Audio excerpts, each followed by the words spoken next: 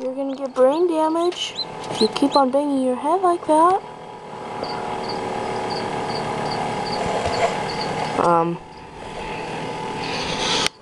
Okay, that's good.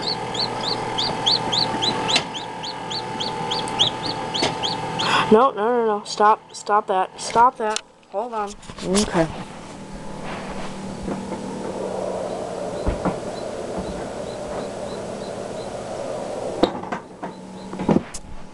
Okay. I'll fix the other egg so he can get his head up. Honey. Honey.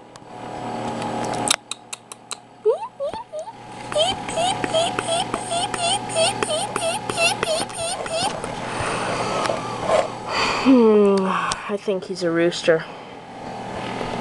I saw a little crest on his little tiny beak. Aww. Come on. Lift up that head and be happy.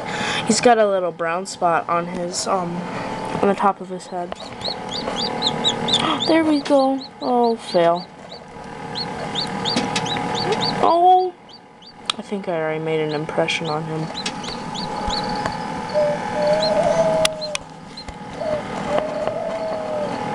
Well, that is so cute. And I took his egg out, but I'm gonna put it right back in after I finish this video. And you know, he's so cute.